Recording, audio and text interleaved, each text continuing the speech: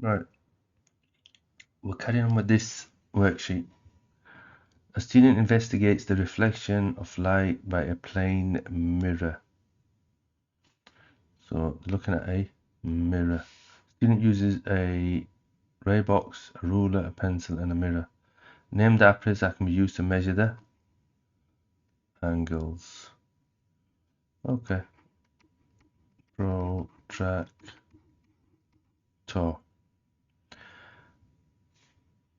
Right, so remember what we said. This is your boundary. A line at 90 degrees is called the normal. This ray coming in is called the incident ray, and it's measured to the normal. Yeah, we can call that I. And then, being a mirror, is going to reflect, and the reflected ray is that one. So these two angles are the same. Right, there you go.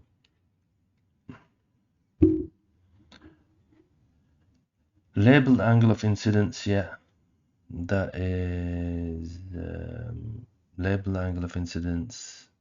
That's that one there. This angle here, let's do it this way then. This angle here is the angle of incidence.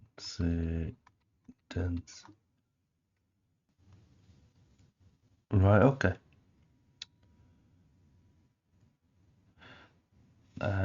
Measure the angle of incidence. So you measure this using a protractor, and you should get 79 degrees.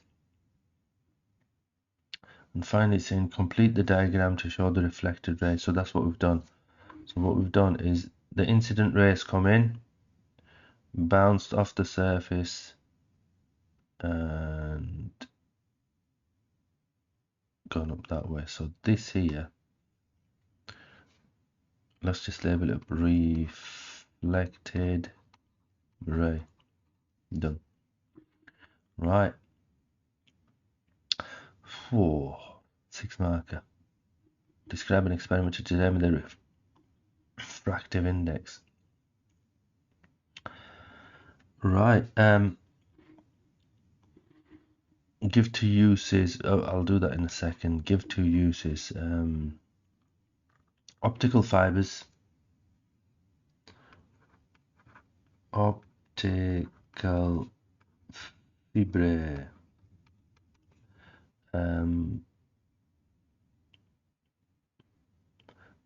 Periscopes. Binocular or periscope.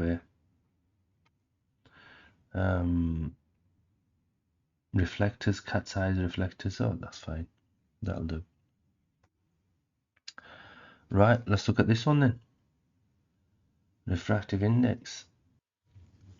So let's write this down. The refractive index is the amount a material can bend light. It has this formula or equation. The sine of the angle of incidence of the sine of the refracted ray. There's something up here. Yeah. So it's this divided by this. You always measure to the normal. It's this angle divided by this angle. So it's this angle, incoming angle, divided by the sine of the outgoing angle. Let's see if we can get it down here. And we can carry on.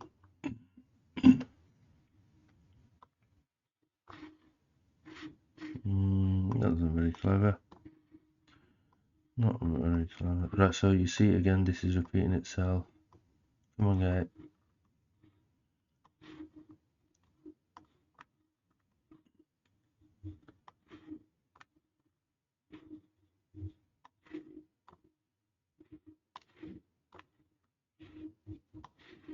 Carry on.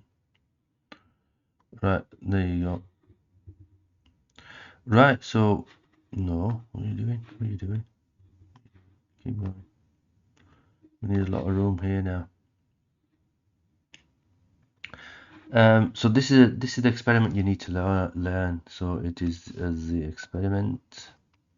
Did I just press that and it said no? Right, just bear with me. Right, experiment. Experiment.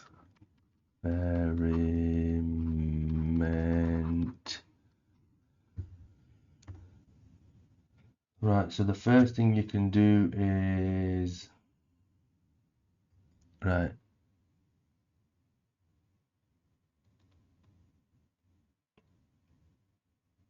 So we use a rectangular block of glass.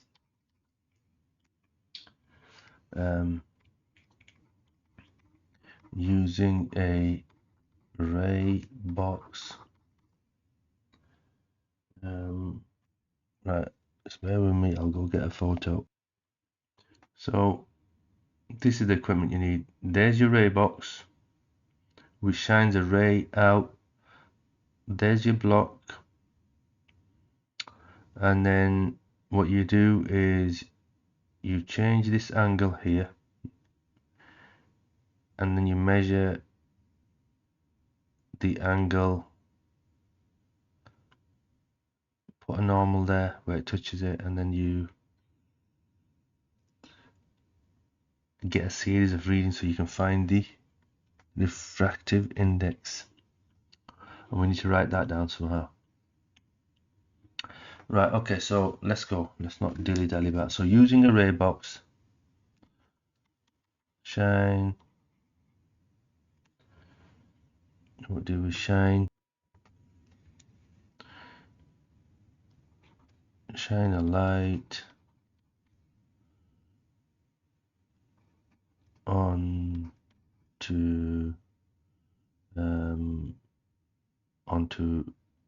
glass block. Right, once you've done that,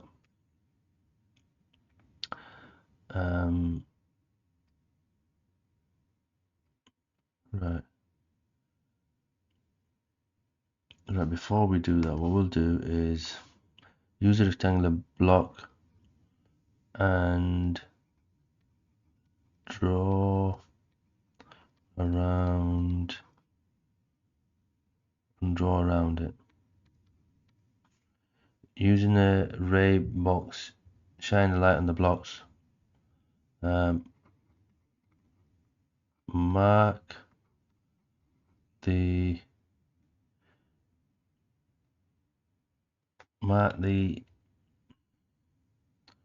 draw around it. Right. Mark the normal. So for example here, what you do is you draw around here, with a pencil, and then you'd mark the normals there. So now we know there's a ray going through here. You measure this angle, and then you measure whatever. So that's, and then you measure this green angle here. So that is no, that's a rubbish color. That is I, and this angle here is R. Right, okay.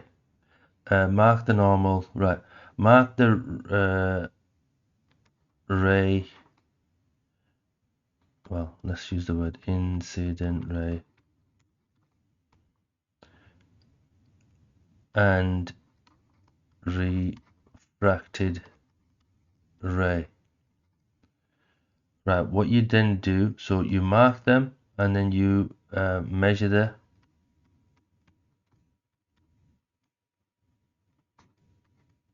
angles from normal. So we'll eventually get this. We're trying to make it as efficient as possible. Right. Then what you do is you repeat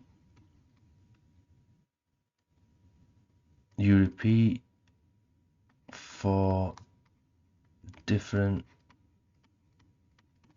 angles of incidence.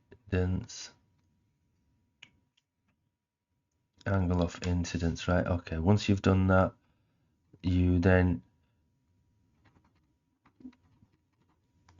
draw a graph of sine R and sine I, and sine R.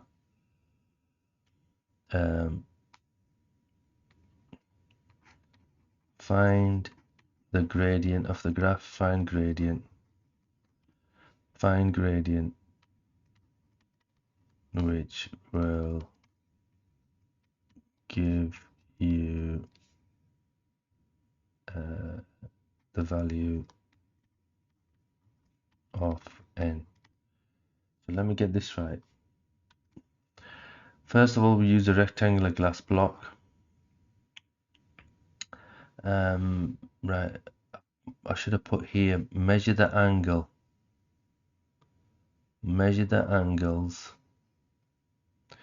using a protractor. Okay, so we use a rectangular block of glass. So that's the wording, okay? So you use a rectangular oh my god. You use a rectangular block of glass, draw around it, mark the normal. Second, get a ray box, shine the light onto the glass block. What you do is you mark the incident ray, so you mark it here, you put 2 marks, then you draw a line once the ray's gone, and you mark the path of the ray, right? Once you've got that, you can measure this refracted ray from the where's blue? No, the blue's not a good one. Let's use red. There's your normal, and there's your normal. We're interested in this angle here, which is R, and this angle here, which is I. Right. Repeat for different angles. So you move this position here slowly. Yeah. Then you draw a graph of sine of the angle that you've measured divided by the sine of the angle. So incident and refracted. Then you plot the graph, and the gradient will give you the value of n, and n is the refractive index and is given the letter n. Right, leave it at that. Let's just leave it at that because it's going to go mad. These come up a lot, so just learn these. 1, 2, 3, 4, 5 steps. Right, let's move on. Let's not dilly-dally about. Life's too short. Right. Right, let's have a look. Right, what did we say? From there to there. from there to there is the wavelength, lambda. Wavelength from the center point to the top, there is the amplitude. That top bit is called the peak. I'm going to check that in a second, and this bottom bit is called the trough. I'm going to check that. Right, it's gonna go up, and there was something up here, wasn't there? Come on. No, I've missed it. No good. There you go. It hided. Yep, amplitude, trough, and peak. Yep, wavelength done. Hopefully you can see around all that. Right, let's put that there. Set that down. It's good to see this. Will it allow me to put it here?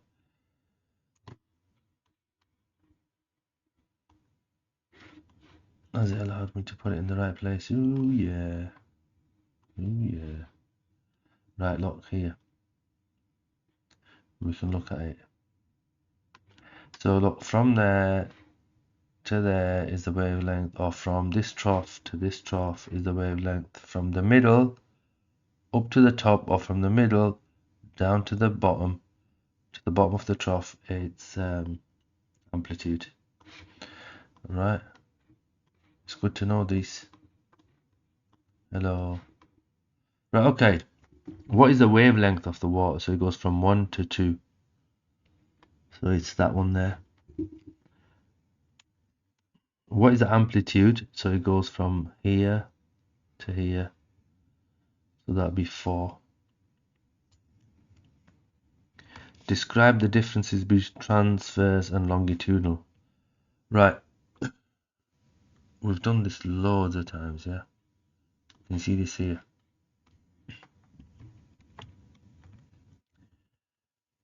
Right, so what we're going to do is, if you can say it.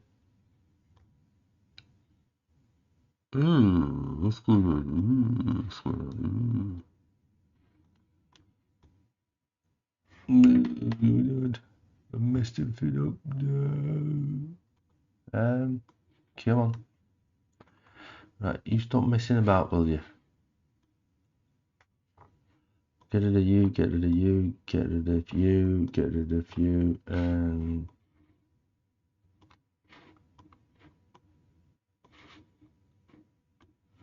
longitudinal is there. Transverse is alright, it's messing about. It doesn't matter. I can handle it.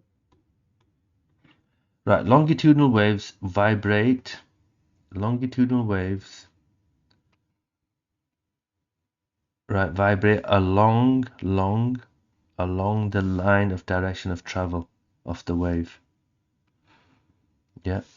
So if the wave is traveling in that direction, the particles will vibrate in that direction. Transverse waves, right, so if you can learn this, along, this is the opposite. Transverse waves vibrate at right angles. So if the wave's traveling that way, the particles will vibrate in that direction. Right, okay, let's move on. C. State 2 other properties. So this in all electromagnetic waves are transverse. State 2 the properties. So they all, what do they do?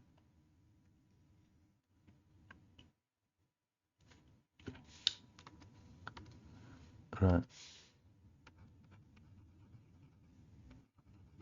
They all travel at the same speed in a vacuum. They seem to like, if just for completeness sake. Right, okay, the other one that's interesting. They do not need a medium, some sort of matter, a medium, to travel. So they can travel in a vacuum, basically, yeah.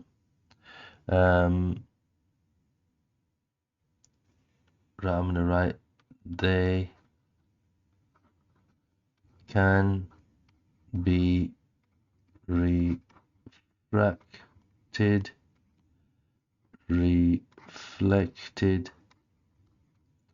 and then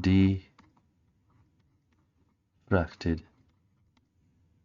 So basically they can bend. They all carry energy. They all carry energy. Right, okay. Some types of waves are used in hospitals. Which type of waves used in radiotherapy? Ooh, that will be. That's an interesting one. Gamma rays. Okay. Gamma rays are used for radiotherapy. Radiotherapy. Endoscopes. Endoscopes use optical fibers to see inside the body. Which type of wave should be used in optical fibers? Visible light, I think. Yep. So that's used for communication. That's used. Oh, they gave an example of that, didn't they?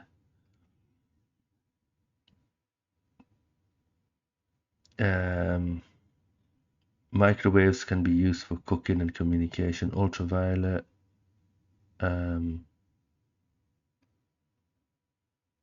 Is that to kill off bacteria? Okay. X-rays are used to obtain images of broken bones. Explain why the technicians leave the room. Right. X-rays are ionizing. Ionizing. Got that right?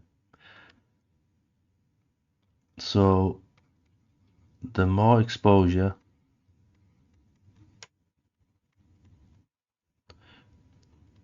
the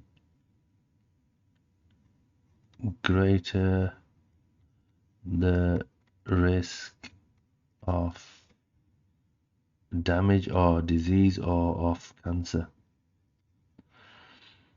So exposure can be limited or reduced by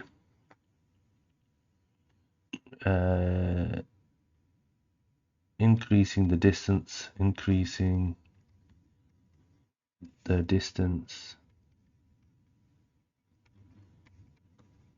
from the source. There you go. Right, we'll call it quits there. This will be an interesting one.